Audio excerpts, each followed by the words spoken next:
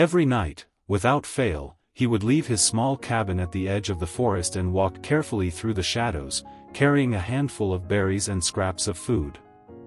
No one in town knew about this secret routine, not his neighbors, not his co-workers, not even his closest friends. Because what he was doing was something most people would never understand. He was feeding a wild bear cub. It started out as a simple act of kindness, really. The cub was just a tiny, trembling creature when he found it near the river one late autumn evening. Hungry, scared, and alone, it looked up at him with eyes full of trust, and something inside him told him to help. So he did. Night after night, he came back with food, slowly earning the cub's trust.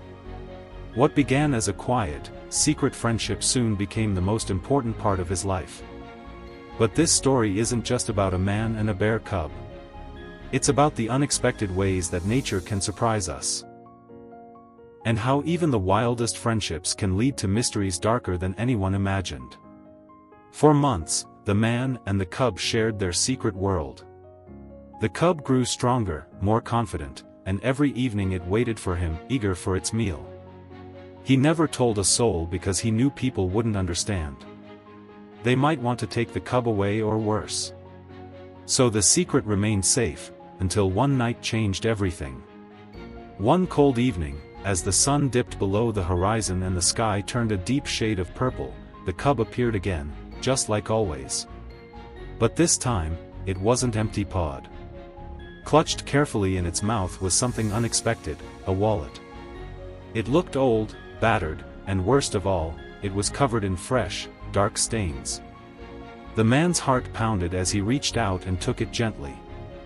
Opening the wallet revealed a collection of worn cards and crumpled bills, but one thing caught his eye immediately. A photo and ID card belonging to a man who had disappeared from town months ago. The kind of disappearance that sent whispers and rumors through the streets but never led to any answers. Suddenly, the quiet routine of feeding a bear cub was swept away by a wave of fear and suspicion. How did this wallet end up in the forest? And why was it in the paws of a wild animal? Could the cub have found something no one else could? Or worse, was this innocent-looking creature somehow connected to the mystery? The man's peaceful nights turned into restless hours filled with questions he couldn't ignore. As he stared at the wallet, a chilling realization set in: this was no longer just about friendship. Something dark was lurking nearby, something that might put them both in danger. And so begins the story of a secret bond that leads into a mystery far bigger than anyone could have imagined. What will the man do with the truth? Will the cub come back again? And who, or what, is watching from the shadows? Stay with us, because this is just the beginning. The night the cub returned with that wallet marked the start of a journey neither man nor beast was prepared for. What happens next might change everything you thought you knew about this quiet town, and the wild that hides just beyond its borders. The man's name was Eli Carter. A quiet soul in his early 40s, Eli lived alone in a cabin he'd built himself after leaving the bustle of city life behind. People in town knew him as the guy who fixes things, a handy man with a calm voice, a tired smile, and a way of staying out of everyone's business. He didn't talk much, especially not about his past. Folks figured he liked the quiet, and in truth, he did. After losing his younger brother a few years back, the silence helped him heal, at least that's what he told himself. But ever since the night the bear cub showed up with that wallet, the quiet no longer brought peace. The name on the ID was Mark Delaney. Eli stared at it for what felt like hours. Mark wasn't just any local. He was the young man who had vanished 2 months ago without a trace. One morning, his car was found abandoned near the hiking trails just beyond the forest line. His phone was off, and there were no signs of a struggle.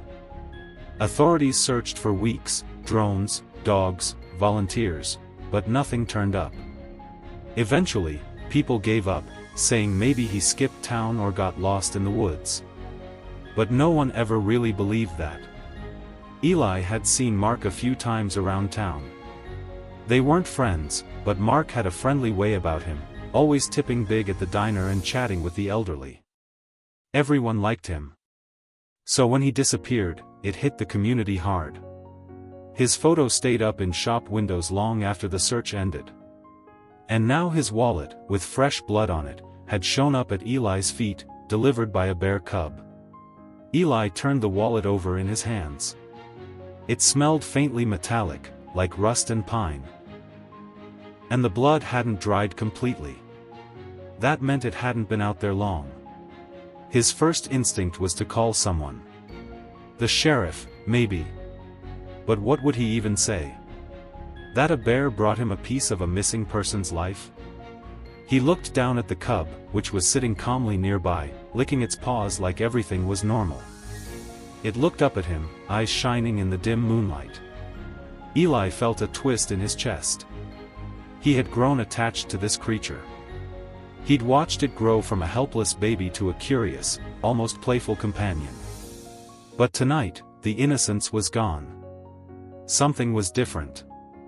The cub hadn't come just for food, it had brought something. A message? A warning? The next morning, Eli didn't sleep. He took the wallet inside, wrapped it in an old towel, and placed it in a box under his bed. He didn't want to be the guy on the news, accused of something he didn't understand. He told himself he just needed time to think. But the forest didn't give him that time. For the next 3 nights, the cub didn't show. No rustling leaves. No soft footsteps. Just silence. And in that silence, Eli began to wonder if he had imagined it all. Maybe someone else had planted the wallet, hoping he'd find it. Maybe it was a prank. Or maybe, the cub was in trouble. Then, on the 4th night, there was a sound outside. Not the cub. He knew its steps by now. This was heavier. Slower. A dragging noise across the gravel path leading up to his cabin. Eli froze, the air thick with tension. He reached for his flashlight but didn't turn it on. His heart pounded in his chest like thunder. When he finally cracked open the door, there was nothing there. Except for a trail of muddy footprints. And something glinting in the grass. A key. A small, brass key smeared with dirt, and something darker. Eli didn't know it yet, but the mystery was just beginning. Whatever the cub had stumbled into, it wasn't finished. Something was moving in the woods now, something with eyes in the dark and secrets buried deep in the soil. Eli held the key in his hand, feeling the chill of the metal seep into his skin. It was old, older than he expected, and worn down like it had been used hundreds of times. There were no markings, nothing to tell him what it opened. Just dirt, faint scratches, and the heavy feeling in his gut that it meant something. He looked out into the woods, scanning the shadows between the trees, but the trail ended as quickly as it had started. No sign of anyone. No sound, except for the distant hoot of an owl and the creak of pine in the wind. He didn't sleep again that night. The next morning, he called in sick to work and drove into town, keeping the key and wallet wrapped tightly in an old sock and tucked into the bottom of his toolbox. He wasn't ready to tell anyone yet. Not without answers. But there was someone he could talk to, someone who might know more about the woods than anyone else around here. Lena Morris ran the local wildlife center, just off Route 12. She'd grown up in these woods, tracking bears and birds and teaching school kids how to respect the forest. If anyone had seen anything strange lately, signs of an injured animal, or worse, she'd know. Eli pulled up just as Lena was feeding a pair of rescued hawks in the back pen. He didn't mention the wallet. Not yet. Just asked if she'd seen anything off in the forest lately, tracks that didn't belong, any bear sightings, or signs of someone moving around where they shouldn't be. Lena looked at him curiously. Not sure what you mean by off, but we did find some shredded fabric in a torn backpack by the North Ridge last week. Thought it might be leftover from a hiker or a camper. But no blood, no ID, nothing we could trace. She paused. Why? You see something?" Eli shook his head, too quickly. "No. Just, thought I heard something near my cabin a few nights back." She nodded, not pressing further. But her eyes lingered on him a little too long, like she sensed he wasn't telling the whole truth. Later that day, Eli drove to the North Ridge. He parked off the trail and hiked into the trees, following nothing but instinct and memory. He didn't find the backpack. But he did find claw marks. Deep, jagged scratches in a tree trunk, far higher than any cub could reach. Whatever made those wasn't small. As he moved deeper into the woods, the air changed. It got colder, heavier, and the silence grew thick. That's when he found it. A small, rotted-out cabin, half swallowed by vines and brush. The door hung crooked on its hinges, and the windows were shattered. It looked abandoned for years. But when Eli stepped closer, his boot struck something on the ground, a rusted lockbox, just big enough for a wallet. He reached for the key. Back in town, Sheriff Dan Hawkins sat at his desk staring at the open file of Mark Delaney's disappearance. Something about the case still nagged at him, how a guy like Mark, well-liked and always careful, could just vanish. But what really bothered him were the rumors starting to circle again. Whispers from hikers about strange sounds, things moving through the trees. And then the call he got this morning, from Lena Morris. She hadn't given details, but her voice was tight when she said, "You should talk to Eli Carter. Something's not right out there."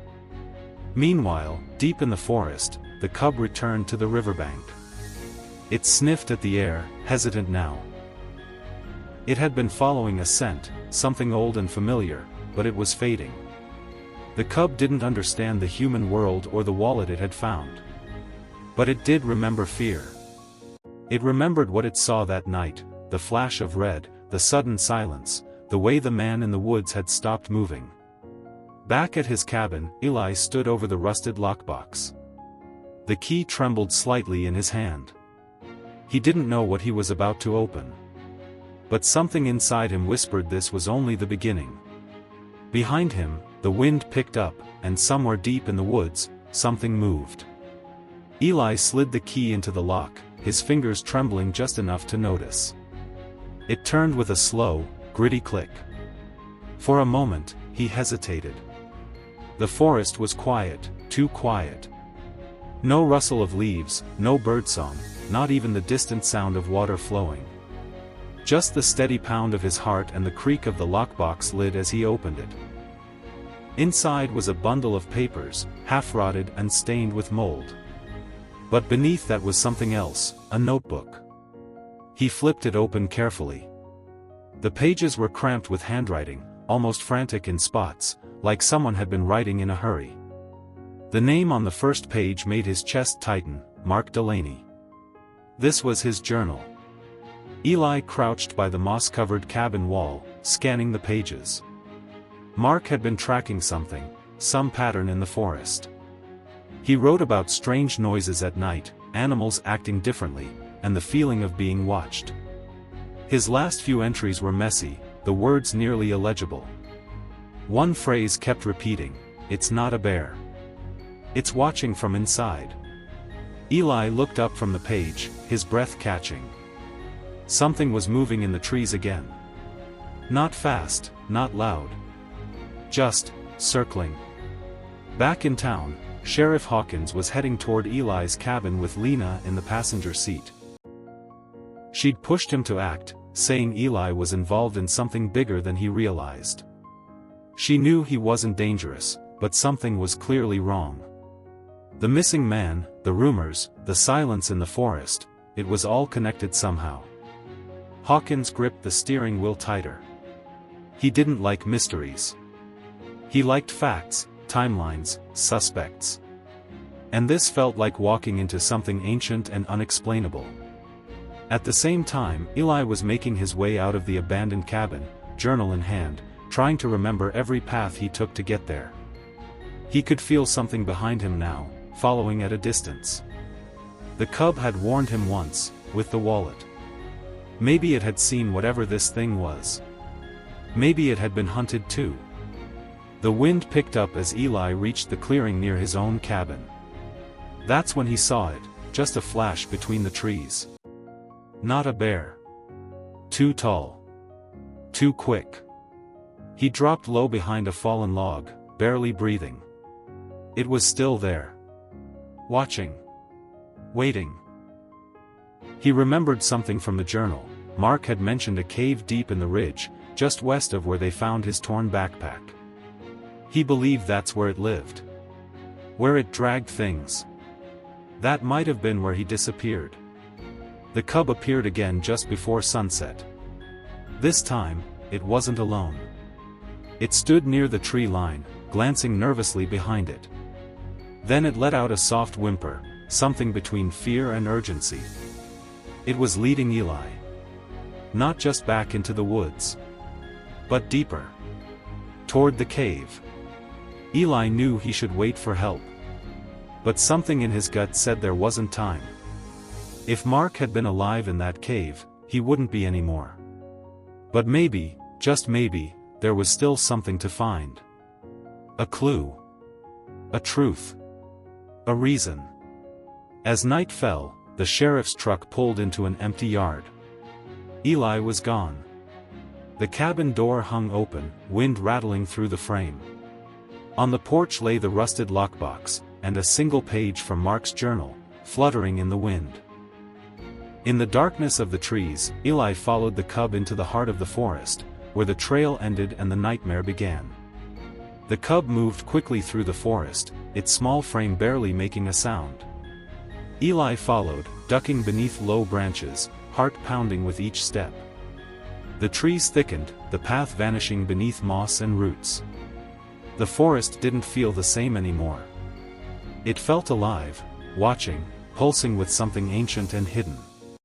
He could feel it in his bones. They reached a narrow ravine, and just beyond it, the entrance to the cave yawned open like a wound in the hillside.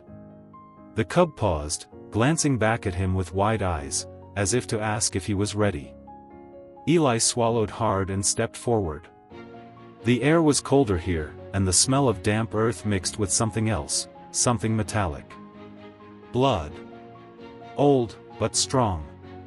Inside the cave, it was pitch black. Eli clicked on his flashlight, the beam slicing through the darkness. The walls were jagged, dripping with moisture, and the deeper he went, the more he noticed something strange, scratches along the stone, some high above where any animal could reach. And then, faintly, the sound of breathing. Not his. Not the cub's. Something deeper in. He found remnants of a camp, broken gear, scraps of clothing, a crushed thermos. It looked like someone had tried to stay alive here. Maybe Mark. But what chilled Eli most was what he found carved into the wall in shaky letters: "It wears the forest." He stepped back, flashlight flickering. Something was wrong with the air. It was heavier, almost charged. Like the cave wasn't just a hiding place, it was alive. That's when he heard it again. The dragging sound. Only this time, it wasn't behind him. It was coming from deeper inside. Back at the cabin, Sheriff Hawkins and Lena searched the property. The scattered papers from the lockbox, the open door, the tracks leading into the woods, it all painted a troubling picture. Lena held up one of the pages from Mark's journal, her eyes narrowing. This wasn't just some accident. He was tracking something. Something people weren't meant to find. The sheriff radioed for backup, his voice tight. "We've got a man in the woods chasing ghosts, and I think those ghosts are real." In the cave, Eli pressed forward, each step slower than the last. His flashlight caught something on the ground, claw marks again, but they weren't from a bear. They were long, curved, and arranged like a pattern. As if whatever left them was trying to tell a story. Or leave a warning. Then came the twist he never saw coming.